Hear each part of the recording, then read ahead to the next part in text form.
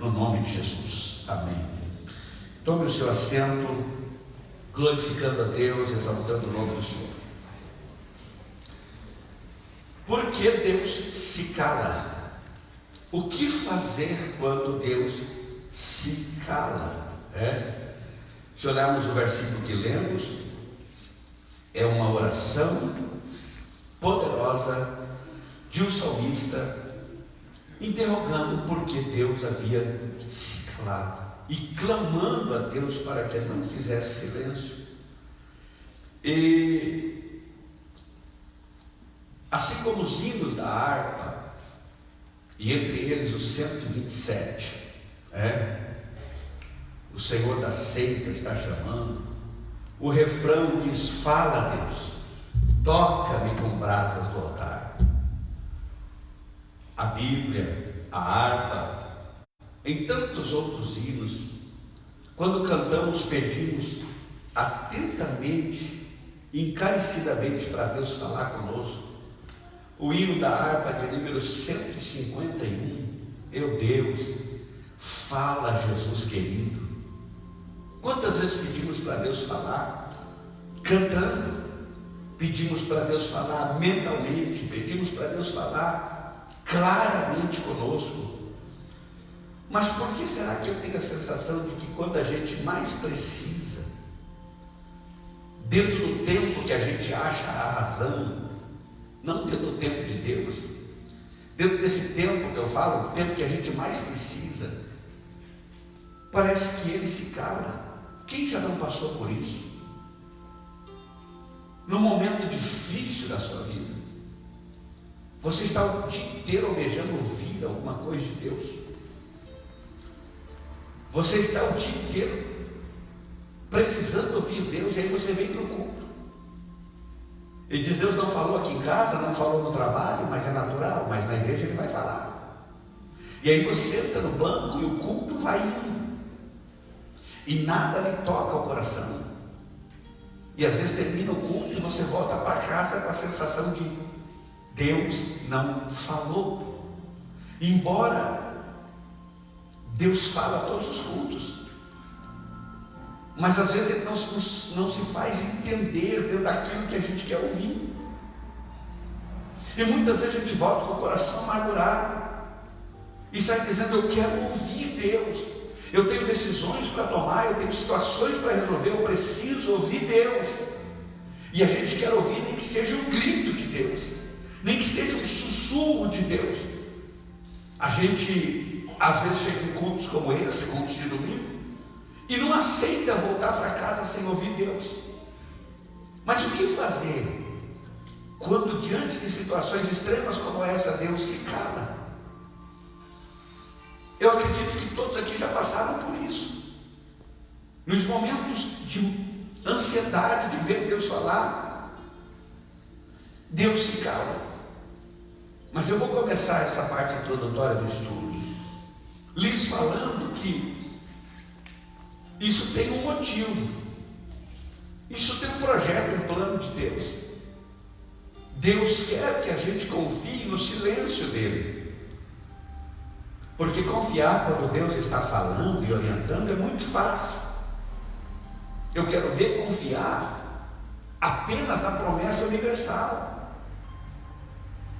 confiar apenas no mandato universal de Deus de nos abençoar. É preciso haver dentro de nós um descansar quando Deus se cala, porque existe hoje muitas vozes pseudas proféticas por aí, mas cá entre nós são vozes de Deus mesmo? Ou são apenas treinamentos para que um resolva o problema do outro momentaneamente, ou apenas para massagear o ego? Hoje se levantou por aí, e aqui o número é bem menos na cidade da Laranjeira, mas eu vivi em Foz do Iguaçu, irmãos, e outras cidades grandes também, não exatamente só lá. Por onde passamos, por onde pregamos, é um trompete de profeta que é coisa terrível. Mas geralmente é Deus revelando o passado. Coisa do futuro é bem pouca. E a Bíblia diz que Deus conhece o ontem, o hoje e o amanhã. Se você é acostumado ou tem o hábito de ser guiado por isso, tem o telefone de um profeta de carteirinha na sua carteira de dinheiro, e de vez em quando tira aquele número e liga. Toma cuidado com isso. Você não sabe como ele está vivendo. A melhor forma de obter a voz de Deus é ir para a oração. Deus fala com aqueles que querem ouvir a sua voz, desde que o busque da maneira certa. E a gente volta à Bíblia agora, depois eu vou falar sobre isso. O salmo que eu li foi escrito por Asaf. Salmo de número 83, o salmo de Asaf. É um composto de um cântico feito ao maestro dos cânticos, feito por Asaf. E esse salmo foi escrito num momento muito difícil. Pelo teor da sua linguagem, a gente já percebe, se você lembrar como estava aqui na transparência o versículo, Lucas, era interessante que deixasse aqui aquele versículo. Pode ser? Dá para perceber que ele foi escrito num momento muito difícil. Foi nos dias do rei Josafá. E ele foi escrito quando os reis amorreus e os reis do Monte Seir se reuniram em 5 grandes nações e vieram contra Judá, que até então o rei era Josafá. Agora imagine uma nação sendo pleiteada em guerra por 5 nações. Assim estava Josafá, assim estava vivendo Asaf, em um momento muito difícil. E a Bíblia diz que Josafá, o rei, recebe a notícia e ele vai orar. E ele ora. E se a gente pudesse acompanhar lá em Crônicas, capítulo 20, Josafá está orando e ele não esconde o seu pavor. Ele não esconde o seu medo. Ele ora e diz: Senhor, eu estou com medo. Numa linguagem atual seria essa: Senhor, eu sou o grande rei Josafá, mas eu estou com medo. Eu estou com medo do que pode acontecer. Ele admite que estava oscilando. E esse é o nosso problema. A gente nunca admite que está oscilando. A gente empina o queixo e está vencendo todas.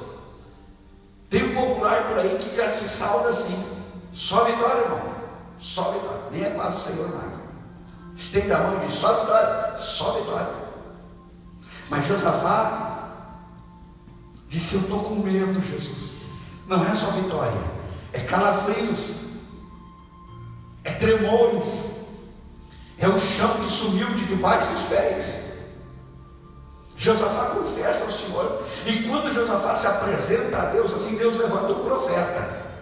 Quem lembra a história? O profeta é levantado por Deus e ele diz: ó Josafá, não temas. Os filhos de Judá, não temas, porque esta peleja não é vossa, mas é minha. Você entende?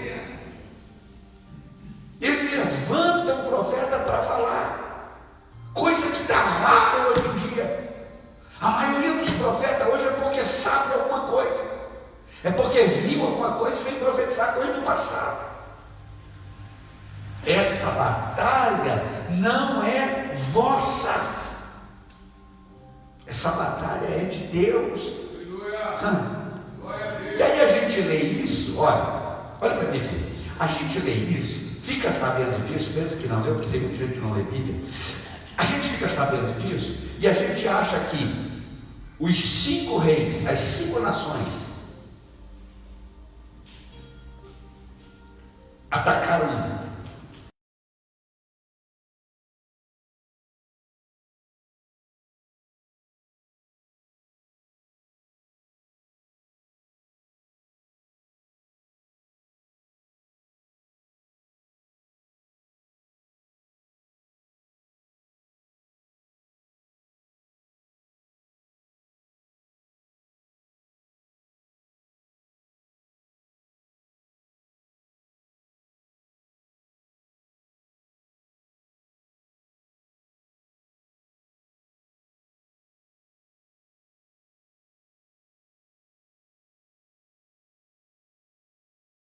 idosas seriam mortas também. As cartas eram ameaçadoras, isso foi dias, foi meses, e Josafá viu que a batalha tão forte, e Deus apenas falou uma vez: não temas, essa batalha não é vossa, e acabou. Mas os meses foram passando, e a coisa foi ficando cada vez mais ferrenha, mais difícil, o tempo ia passando, e o rei Josafá e o povo ia sendo consumido pelo medo, pelo pavor. As nossas batalhas não são assim. Deus não nos fala através de um hino, da palavra, de louvor, de um testemunho para a gente não temer, mas 3 dias depois a gente está tremendo na base, já esqueceu a voz de Deus. Por isso proliferou os profetas de meia taca que tem por aí, porque o povo tem necessidade de ficar ouvindo Deus repetir a mesma coisa a vida inteira. E não entenda de uma vez por todas e cresça. Se Deus falou uma vez, não foi homem que falou. Você não precisa ficar batendo de porta em porta para pedir confirmação. Se você sentiu que aquilo foi de Deus, para que confirmação? Deus fala e está falado. Eu não peço, porque se eu reconheço a voz de Deus, eu vou pedir confirmação. E aí?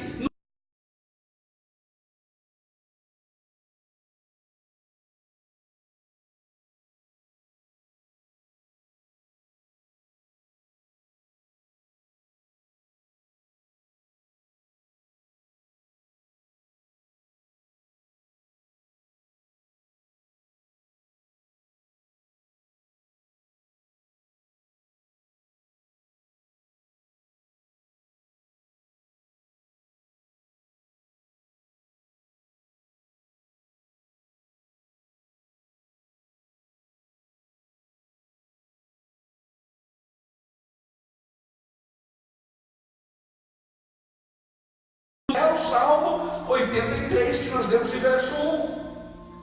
Imagina que ele se assenta e começa a tocar e cantar: oh Deus, não esteja em silêncio. E olhando para o rei e para o povo, porque o povo estava querendo ouvir a voz de Deus.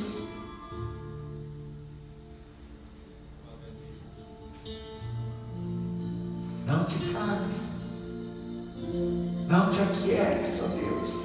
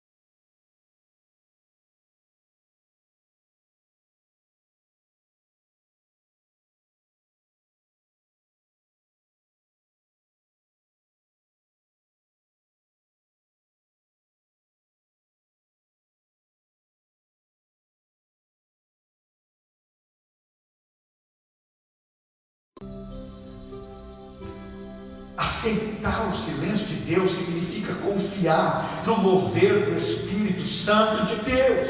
Aleluia! É incrível como essa sensação é real. Quanto mais a gente precisa ouvir, parece que menos a gente ouve. E se você ler o Salmo 10, verso 1, lá está o salmista dizendo: por que, Senhor, te conservas longe e te calas longe? Quem já não passou por isso, de sentir que Deus está do outro lado do mundo? Uma agonia, um problema. E assim como o salmista no Salmo de número 10, verso 1, porque te conserva longe, te calas e te esconde na hora da minha tribulação. Talvez tenha alguém passando por isso aqui hoje, e Deus está dizendo: confia no silêncio de Deus. Acredite que Deus pode mudar as coisas mesmo calado, porque existem razões para o silêncio de Deus. Certa feita eu ouvi um admirável professor da parte científica da Bíblia, ciências bíblicas, que ele ensinava, e ele estava dizendo que há pelo menos 3 motivos para Deus se calar. E o primeiro é que quando Deus se cala, o primeiro motivo é porque Ele quer nos ensinar alguma coisa. Nunca mais reclama: Deus não falou comigo. O silêncio de Deus pode ser que Deus queira te ensinar alguma coisa. E o exemplo que eu encontro na Bíblia para brilhantar essa primeira razão porque Deus se cala está em 1 Reis capítulo 19. Elias, depois do episódio do Monte Carmelo, aonde ele matou os 850 profetas, entre profetas de Azerá e de Baal, somou um total de 850 profetas. Ele, com o povo, cortou a cabeça daquele povo, saiu vitorioso. A nação temia Elias e o Deus de Elias. Ele tinha que levantar a cabeça e, quando recebesse a ameaça de Jezabel, desembainhasse a espada e partisse para cima dela, de quem estivesse com ela. Mas o ser humano é frágil, é quebrável e é pó. Deus conhece a nossa estrutura. Quando ele recebe aquela ameaça, opa, é a rainha, todo mundo teme, e ele corre, anda, pede a morte, vai para dentro de uma caverna. E quando ele está correndo, Deus poderia levantar um profeta, né? E dizer: meu servo, fica tranquilo, porque sou eu, Deus do Monte Carmelo, que te dei vitória lá e te dou agora. Mas aconteceu isso? Nada. Ele entra na caverna, podia ter outro profeta na caverna, dizer: fica tranquilo, porque eu, Deus, falo contigo, fica aqui que eu te escondo aqui. Aconteceu isso? Não. Agora entra meses sem ouvir a voz de Deus. Ele pede a morte, diz: não sou melhor do que os meus pais, agora Jezabel quer me matar. Então Deus resolve não falar, Deus vir visitá-lo pessoalmente. E aqui eu aprendo lições gloriosas, escute isso. O que é que veio primeiro? Um vento. E esse vento veio quebrando tudo, veio destruindo tudo, passa pela caverna. Deus estava no vento? Não. Aí veio o quê? Um terremoto fendendo as rochas. Imagina Elias dentro da caverna e começando a cair poeira de pedra, pedra tremendo, quebrando tudo. Então Deus está ali. Deus não estava também. E ele com ânsias de ouvir a voz de Deus. Aí dá uma olhadinha para a caverna, acalmou, daqui a pouco começa uma saraiva. Sabe o que é saraiva? É chuva de bolas de fogo, e vai queimando tudo aquele cerrado no meio das montanhas, e vira uma fogueira só. E Deus estava no fogo? Não. Mas aí vem uma brisa suave e mansa. Olha para mim. Você acha que foi depois da saraiva de fogo? Não. Foram dias depois. tempos depois. Esses episódios que eu falei, eu não posso precisar o intervalo, mas não foi um após o outro. A brisa suave. E quando chegou a brisa, aí a voz de Deus veio: que fazes aqui, Elias? Que fazes aqui? Escute, olha para mim. Nós queremos que Deus se manifeste e fale no meio do turbilhão da nossa vida. A gente quer que Deus fala quando as ondas estão altas.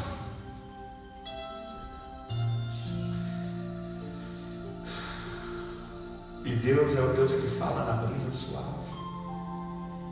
Quando você se acalmar, olhar os pés no chão, secar as lágrimas,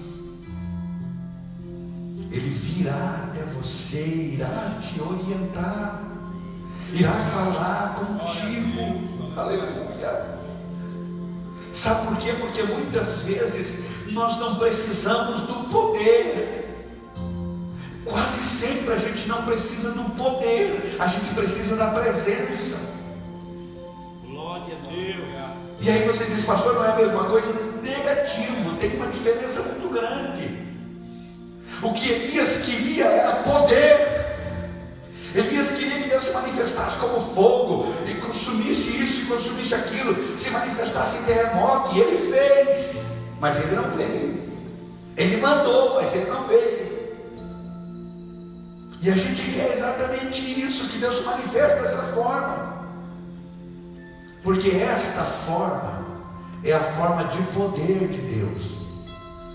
Olha, o vento, o terremoto, a saraiva de fogo é poder de Deus. A brisa é presença de Deus.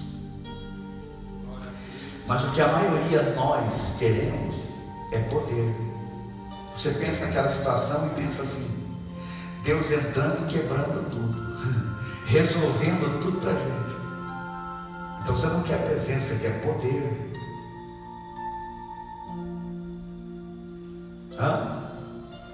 Deus chegando, mandando os anjos com espada e cortando o pescoço do vizinho, do amigo, do fulano, daquele que te perseguiu. Deus vindo e quebrando tudo, isso é poder. Mas melhor do que poder, escute isso, é a presença dele. Porque na presença dele, até a tristeza tem que saltar de alegria. Até o Leviatã, como diz a Bíblia. Glórias ao Senhor. Nós vivemos muito isso, a gente clama pelo poder. Quando Deus tem mais prazer de estar conosco do que apenas manifestar uma vez e única seu poder. Porque quando você tem uma causa, olha bem para mim, você clama e ele vem com poder e resolve. 3 dias depois nós nos esquecemos. Então ele prefere vir e ficar conosco, nos dando força dia a dia. Você venceu o gigante? Não, está lá ainda. Mas eu também estou em pé, porque a presença dele está comigo. Aleluia! Caiu a muralha? Não caiu ainda, mas eu também estou em pé, igual a muralha, porque Deus está comigo. Presença é melhor do que poder, porque a presença você ouve ele falar, e poder você vê feitos dele fazer, é diferente. O vento quebrou, a saraiva queimou, o terremoto partiu rochas, você vê o efeito das coisas, mas a presença veio da voz dele. Que fazes aí, ele? É Deus, aleluia. Então clame menos pelo poder e clame mais pela presença dele. A presença dele é importante, aleluia. Nós precisamos da presença dele, e Moisés nos dá essa lição gloriosa. Quando recebeu a missão para ir para o Egito, poderia Deus dizer: um anjo vai te acompanhar, porque anjo não tem, um só matou 185 mil soldados. Então o anjo vai contigo e resolve o problema. Senhor, eu não quero poder, eu quero a tua presença. Glória a Deus. Aí quem for bater de frente comigo vai bater de frente contigo. Quem vir me ameaçar, vai te ameaçar, porque tu vai estar junto comigo, tu vai andar comigo. A tua presença é melhor do que tudo. Então, irmãos, a primeira razão porque Deus se cala, talvez eu fale mais duas hoje ainda. A primeira é para nos ensinar quanto Elias aprendeu com isso. E sabe o que ele aprendeu? Foi que ele estava morrendo na sua própria jactância. Entra para dentro da caverna e começa a dizer: Senhor, só sobrou eu. O terremoto não falou, o vento não falou, a saraiva de fogo não falou, mas a brisa falou. O que faz isso aí? Senhor, só tem eu. E se matar eu, quem te faz a prova? Tem muita gente assim. E se eu entregar, quem faz? E se eu não quiser mais, quem vai fazer? Ele aprendeu que tinha mais 7.000. Por isso que na obra de Deus não cabe esse negócio. É eu que resolvo. Está acontecendo isso aí por mim. É porque eu estou aqui. Isso aí não funciona. Isso é antibíblico.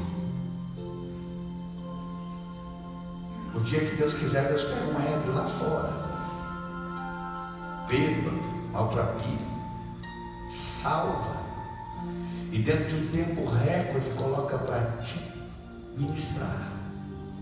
Ele pode fazer isso. Ele pode pegar um dos meninos que estão aqui, as meninas, e levantar.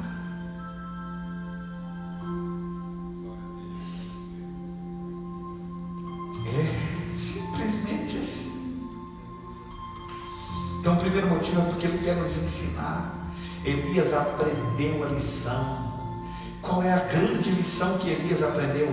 Que ele era substituível. Até antes de entrar na caverna, ele achava que não tinha ninguém para substituir ele. Ele disse: sai daí, o teu caminho é longo, come o pão.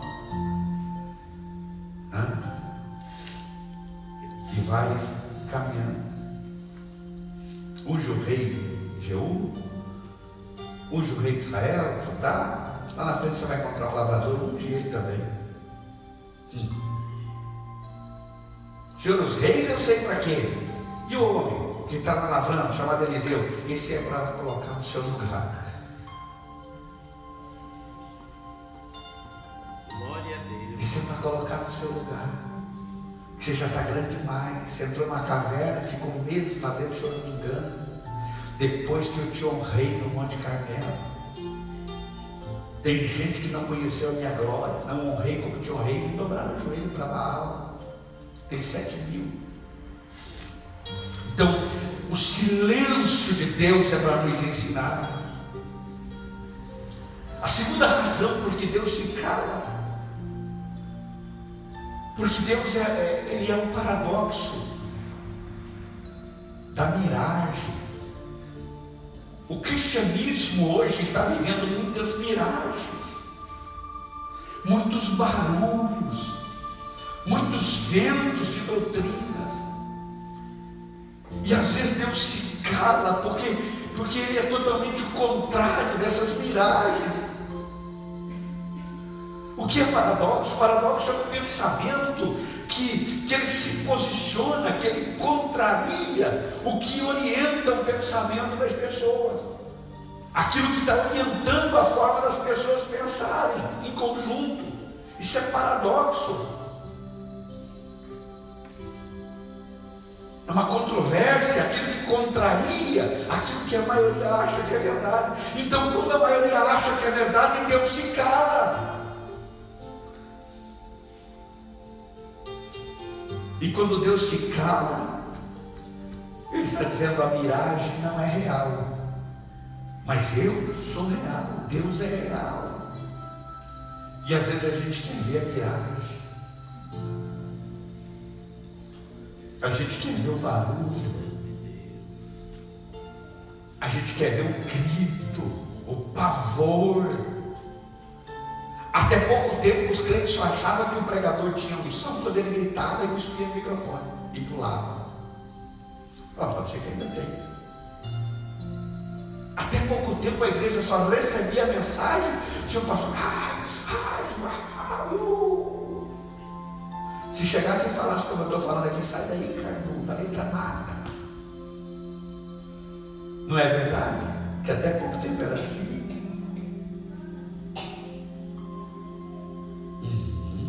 Até pouco tempo era assim. Então Deus se cala para que a gente tenha vontade de ouvir a sua voz. Deus se cala para que a gente queira ouvir Ele sempre. Terceira razão, vamos rapidinho aqui, para a gente poder sair dessa parte introdutória e entrar no estudo mesmo de fato. Por que Deus se cala? Eu já disse, porque Ele quer que a gente confie no silêncio dEle.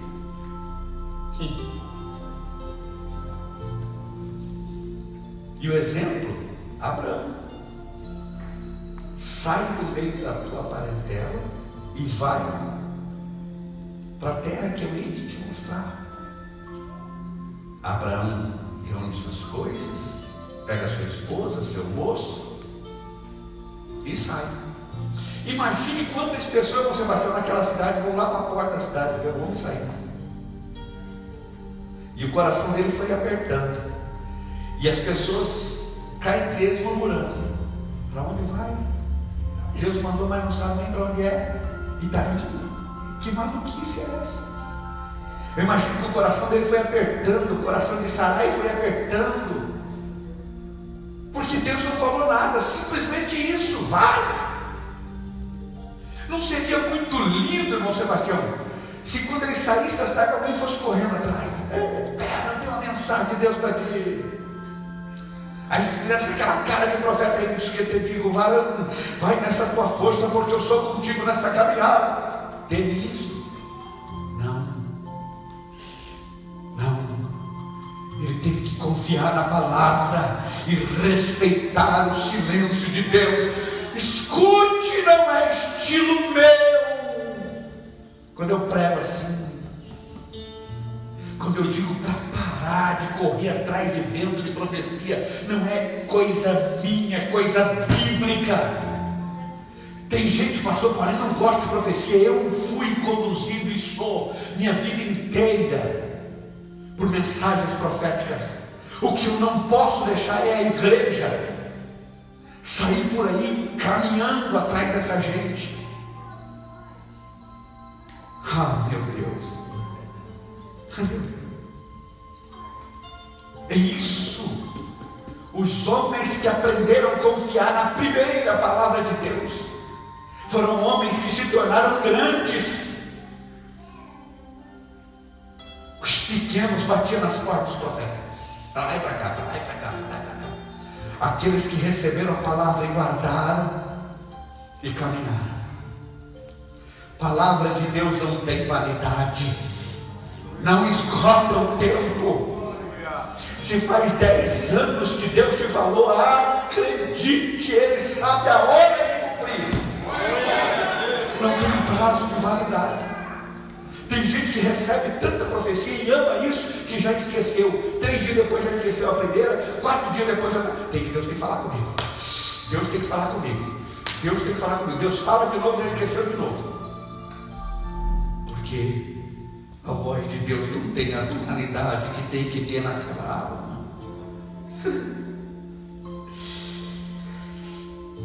Abraão confiou na palavra e pronto. Mas Abraão parece um exemplo bíblico tão batido, né? Todo mundo cita Abraão. Vamos para outros então. Se a gente olhar para José, 13 anos ele foi escravo. Diz para mim, quantas vezes em 13 anos Deus falou com ele? Usando profetas? Nenhuma. Ele saiu, foi escravo com 17 anos de idade e assumiu como governador com 30 anos de idade. Faz a conta, são 17 anos escravo. Não, 13 anos escravo. 17 para 30, 13 anos escravo. Conversou na prisão com o copeiro, conversou lá com os presos, mais nada. A gente fala que José foi governador do Egito, parece um salto, né? Parece que hoje ele tinha sido vendido e amanhã ele tinha subido como escravo. 13 anos. Eu não vejo José batendo a cabeça na parede e dizendo: se tu não falar comigo, eu morro. Tu não levantar um profeta para me dirigir, eu morro. Crente que cresce espiritualmente, ele acredita, escute, isso é valioso, ele acredita na vontade permissiva de Deus. Caminha, Deus caminha contigo. Toma essa decisão, Deus aprova. Eu conheço gente que não fez nada até agora, está já numa idade avançada, não fez nada. Por quê? Eu preciso saber se é de Deus. Eu preciso saber se é de Deus. Fazer o bem é de Deus. Fazer a obra e propagar o reino é de Deus. Glória a Deus. Só preciso saber se é de Deus. Tem gente que faz 15 anos que está esperando uma resposta de Deus. Ô irmão, ou você é um filho rebelde, ou teu pai não está nem aí contigo, ou vice-versa. Põe o pé na estrada, avança, cria seus meios e vai. Acredite na vontade permissiva de Deus. Uma vez eu era noivo da Miriam, e na congregação que eu congregava tinha uns 40 mil profetas. Pensa que eu não gostava de fazer desde aquela época. Meu Deus, é uns 40 mil. E tinha uma tal de irmão, uma Creuza. Não era para falar, mas nem eu mais eu vi ela conheço. Faz muitos anos que eu não vejo. E um dia ela pegou na minha mão, foi lá e pegou na mão de outra menina. E disse assim: eis meus filhos que eu estou ouvindo vocês. Quando eu olhei para eu abri o olho, eu olhei para mim, tirei a mão. Tá nada. Não tá. Eis meus filhos que duvidas da minha palavra. Claro que eu duvido, já saí bravo dali também. Não, Deus não é Deus de confusão.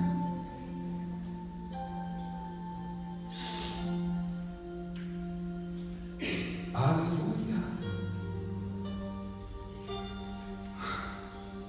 Pensa no rolo que ia dar. Não, isso aconteceu comigo. Eu tomei uma posição de negativa. Deus, eu creio na tua vontade permissível. Eu quero é casar com a Miriam. Vem comigo, Senhor. Vem. Então não. Então até hoje. O que eu estou dizendo para vocês é que Deus é um Deus que ama quem toma atitudes, quem se levanta. Se levanta com atitude. Deus te deu livre-arbítrio. Acredite na vontade permissiva. Alguém vai sair daqui dizendo: o pastor Paulinho está pregando que não é para ouvir a voz de Deus. Não, irmão, a voz de Deus é muito linda, mas pode ser que ela não venha no turbilhão que você está vivendo. Não veio para Elias. Pode ser que ela não venha no caos como você quer. Então sai da caverna. Deus não falou, mas a minha conduta, a minha índole diz que eu não devo ficar em caverna. Não saio. A minha formação diz que eu não corro de Jezabel, então eu vou para cima de Jezabel. Mas Deus não mandou, mas eu tenho formação. Eu sou o vaso. Dentro de mim contém o desejo de Deus. Deus não mandou, não, mas eu vou para cima. Eu vou andar, eu vou caminhar.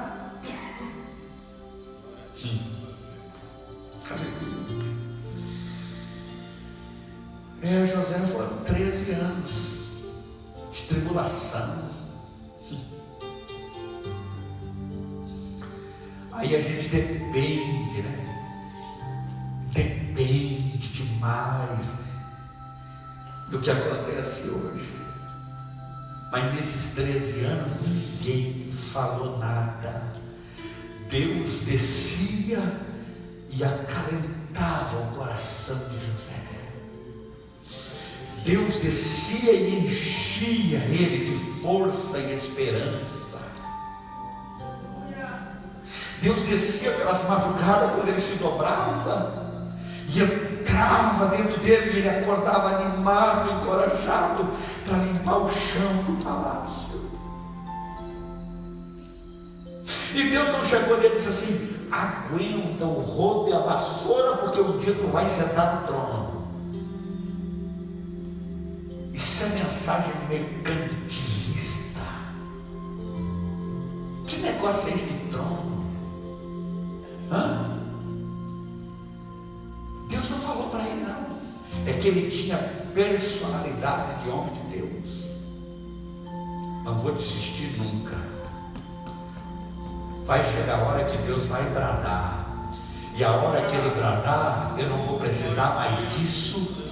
Vai chegar a hora que ele vai entrar com providência na minha vida. Aleluia.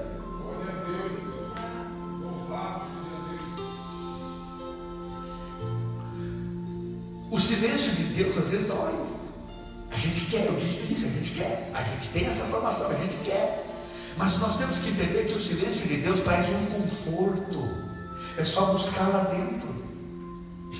Busca lá dentro da tua alma, que haverá um conforto de Deus extraordinário. Junto com esse conforto haverá coragem, haverá paixão por aquilo que você está fazendo. Aleluia.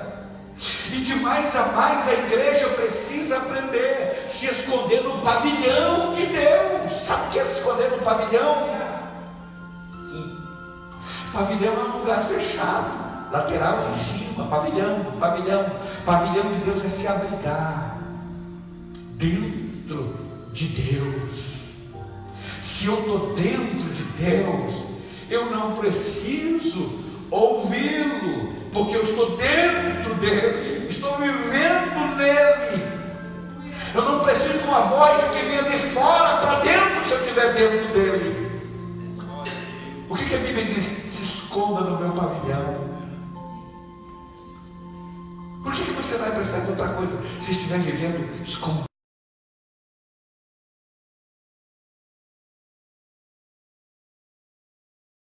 Essa parte introdutória é um pouco assim, tá?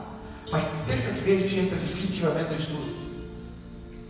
Escuta, eu estou só falando aqui, reforçando uma tese só, que silêncio de Deus é voz de Deus. Por isso estou citando esse exemplo. Outro exemplo lindo é Davi.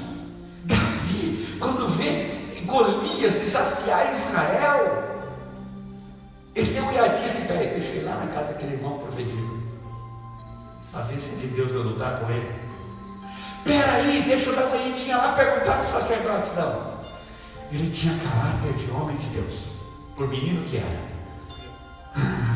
Quando ele viu o gigante desafiando, ele não dobrou o joelho para orar. Ele não foi correr atrás do profeta tal, profeta B, profeta A, Samuel, não sei, não. Ele disse: eu luto contra ele. Vocês estão entendendo o que eu estou tentando passar aqui? Eu luto contra ele, porque minhas atitudes são aprovadas por Deus. Eu luto contra ele.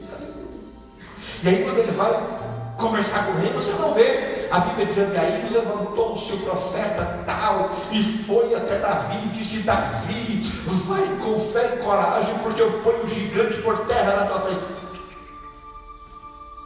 Ah não, pastor, então não foi assim, foi assim: Davi, não leva espada nem lança, pega apenas uma funda que eu uso a pedra. Também não.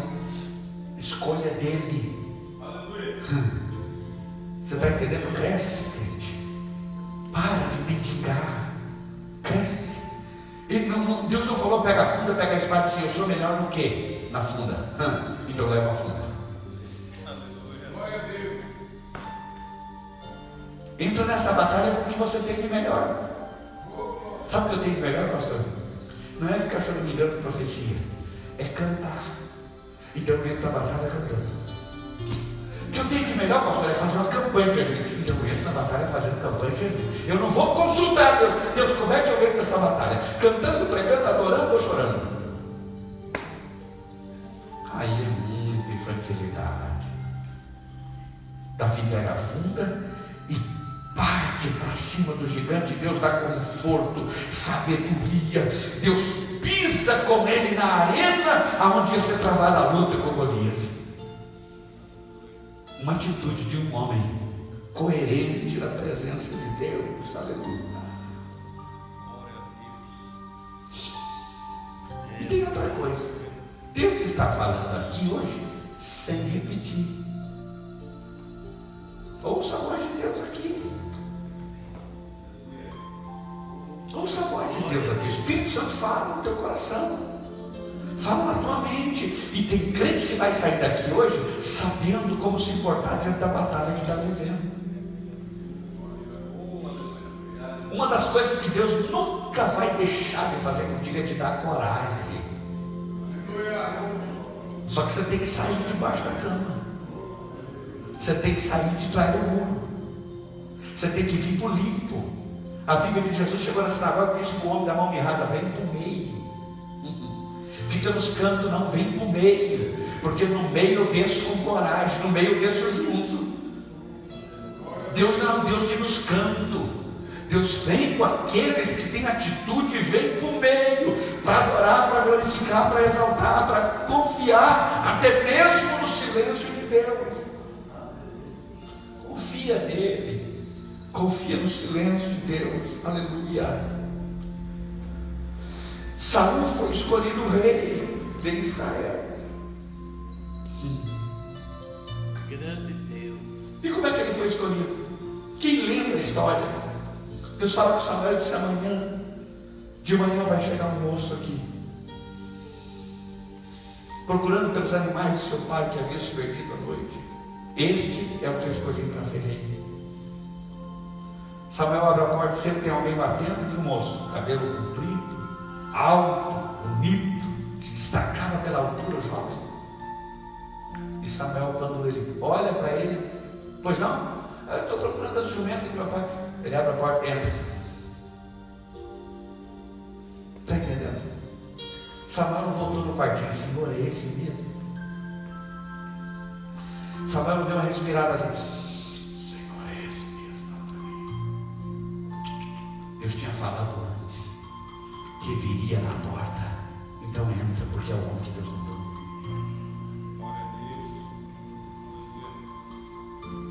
Tem gente que fica muito mimimi. Não vai cumprir. Para que esse menino creia na primeira vez que Deus te falou. Deus não é homem para que minta, nem filho do homem para que se engane, ou vice-versa. Então tem que aprender a confiar nesse Deus poderoso, grandioso, majestoso. Aleluia. Glória a Deus.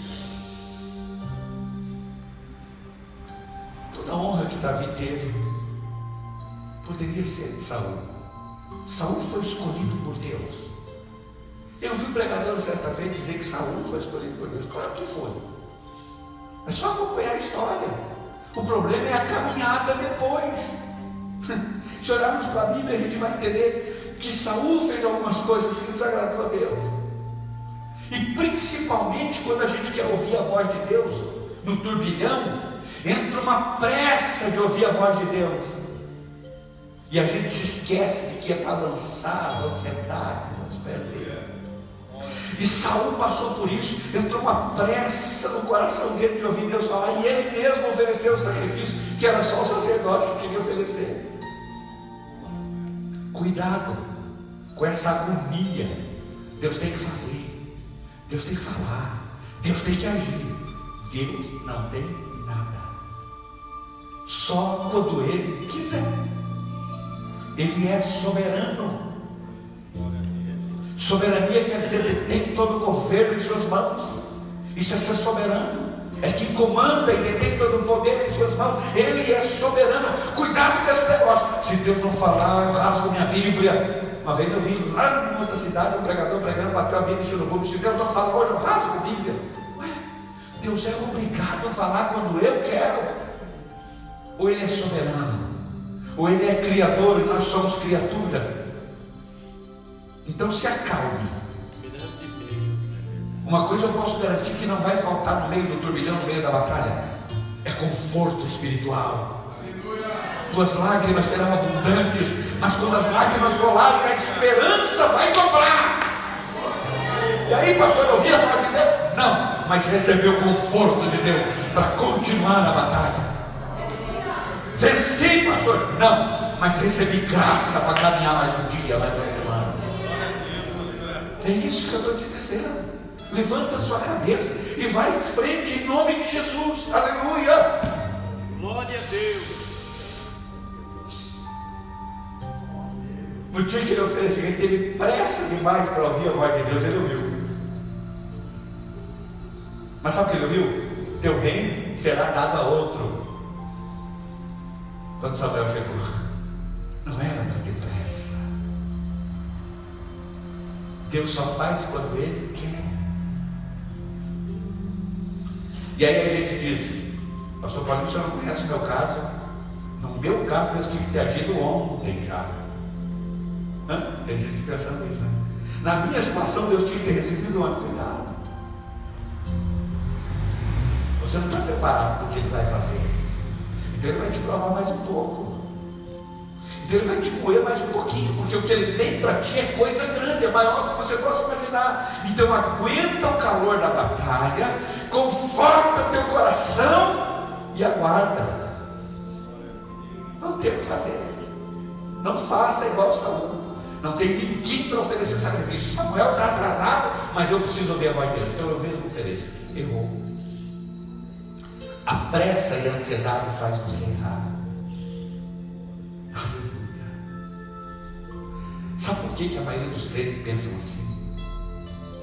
Porque o nosso púlpito está trocando alguns valores.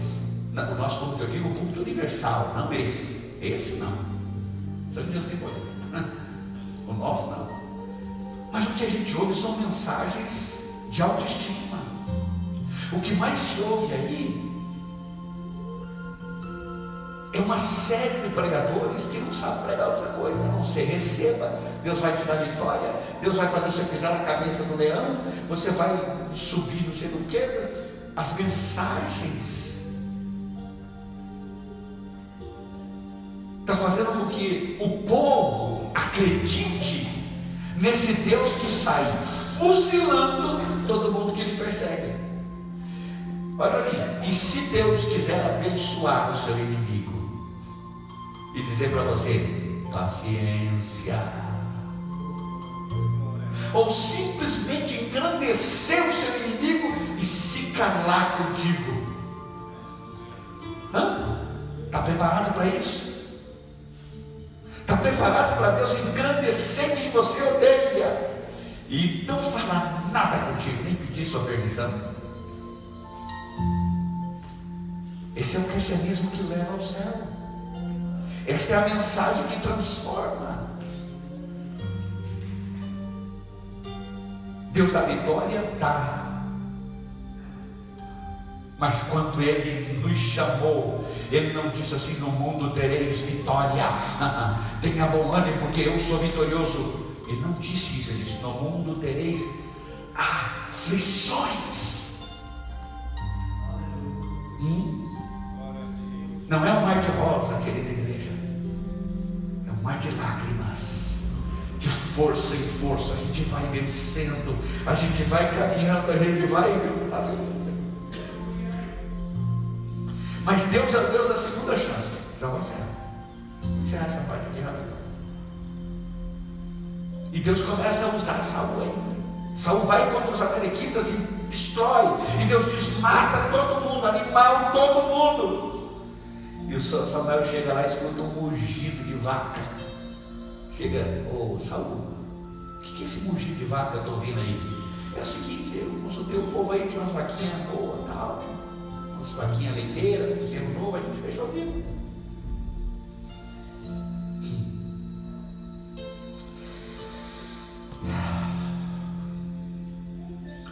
Temos que aprender a confiar na voz de Deus. Passa o tempo que passar. Se Deus não repetir para você o que Ele falou uma vez, é porque Ele não precisa repetir. Aleluia! Glória a Deus. Entenda. Deus não tem que falar contigo todo culto, mas pelo contrário, todo culto você tem que adorá-lo. O culto só é bom quando Deus fala contigo. Que egoísmo é esse? O culto só é bom, o culto foi bom demais, Deus falou comigo. E o dia que Ele não fala, o culto perde o seu valor, ou você não entende o valor do culto? O valor do culto é nós adorando, independente se Ele quer nos ver, nos olhar, nos falar. Aleluia. Glória a Deus, aleluia. Ah, pastor, eu estou chateado. Deus falou com todo mundo, menos comigo. E você adorou? Você veio para adorar. Estudos como esse não dá ibope. Sabia, Davi? Não dá. Porque as pessoas não estão querendo ouvir isso. Mas essa é a maneira certa de ser crente. Eu vou à igreja em primeiro lugar para adorá-lo. Mas se Ele receber a minha adoração, eu estou contente. Mas se Ele decidir falar comigo, eu fico mais ainda. Mas tristeza não cabe em mim se Ele não falar. Aleluia. Vamos encerrar já. Saul diz assim: eu entendi, Samuel, que o povo queria salvar os animais, precisava.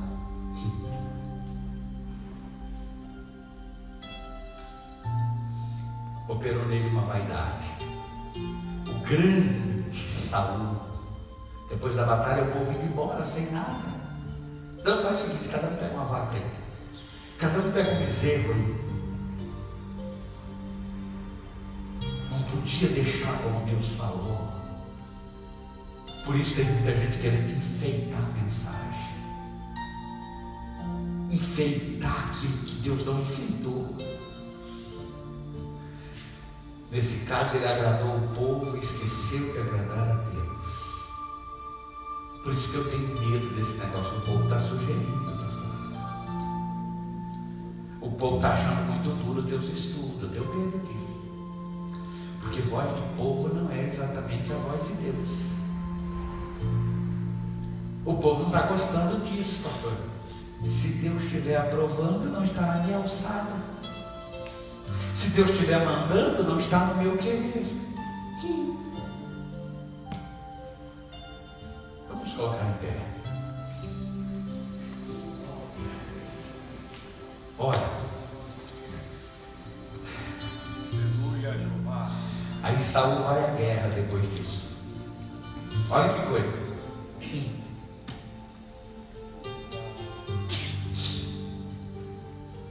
E ele foi consultar os profetas. Os profetas não o ajudaram. Ele foi consultar Uri e Tumim, também não ajudaram. E ele diz: vejo que Deus foge de mim. Mesmo assim ele não quis esperar Samuel. A pressa atrapalha o milagre. Mas pastor, eu preciso hoje. O que nós precisamos é esperar nele e receber o conforto dele. Aleluia. Entender a soberania de Deus. O que é ser soberano? É deter todo o poder.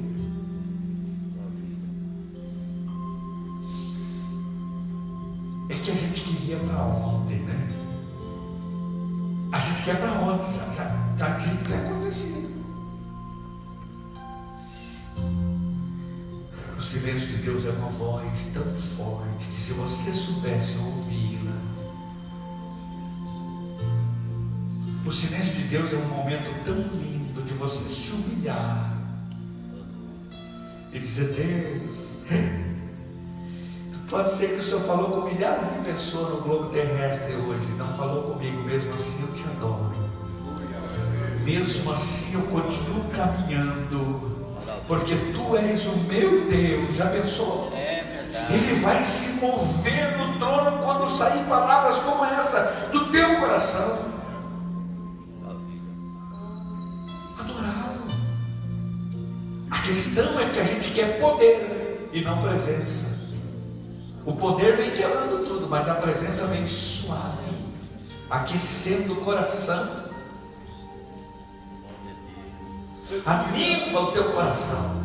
Pastor, não resolveu ainda. Deixa isso com Deus. Tua ansiedade não te ajuda. O teu querer para agora também não te ajuda. O que te ajuda é dizer: Deus, eu estou nas tuas mãos. Quando tu queres, tu faz. Quem consegue isso de coração atinge o estado de humilhação grandioso. E a Bíblia diz, e eu vou falar só para você que precisa agora: Deus exalta os humildes. Só para você. Deus exalta os humildes. Quando você pensar assim, você atingiu um estado de humildade grandioso. E aí, pastor, mesmo assim não aconteceu. Desci e tome humilho, sou humilhado. A Bíblia tem uma palavra: Deus exalta os humildes. Vai chegar a tua hora. E pode ser que chegue sem voz. Chega logo o pacote. Chega logo o milagre. Chega logo o embrulho que Deus manda. Mas Deus nem falou, já recebi minha bênção. É porque você entendeu que o silêncio dele é uma voz. É porque você recebeu o silêncio dele como mensagem profética. Aleluia. A gente gosta disso, né? O silêncio dele foi uma mensagem profética. E daqui a pouco chega o milagre. Você nem está esperando. Parte para o testemunho de gratidão. Aleluia. Aleluia. Deus está procurando pessoas assim, que tenham forças e maturidade de poder esperar em Deus, caminhando, esperando, chorando, esperando, clamando, esperando, mas nunca dizendo: se Deus não falar, eu paro. Se Deus não falar, eu rasgo a Bíblia. Se Deus não falar de novo, não foi coisa de Deus. Puxa, você corre o risco de ofender a soberania de Deus. Ele só vai repetir se Ele quiser. Já vi gente dizer assim: se Deus não falar de novo, eu não creio. Ué, Deus é teu amigo de colégio? Deus estudou contigo no primário? Deus foi para o pré contigo para ter esse tipo de relacionamento? Se não falar de novo, eu não creio. Ué, Deus é Deus. Tira lá do fundo. Fundo da onde, pastor? Do esquecimento. Aquela primeira palavra de Deus que ardeu no teu coração. Mas depois o tempo foi passando e você foi se esquecendo. E você foi tendo necessidade de ouvir de novo. E Deus não foi falando. E aí acabou. Deus está dizendo: resgata a minha palavra lá no âmago do coração, porque eu velo para cumprir, diz o Senhor. Amém. Glória. Curva a tua cabeça, vamos a uma palavra de oração. Aleluia. Querido Deus, soberano Pai, Maravilha. nós te glorificamos agora, Senhor, e dizemos a Ti que o Senhor é Deus, que o Senhor é poderoso, que o Senhor é glorioso, e que nós somos servos Teus.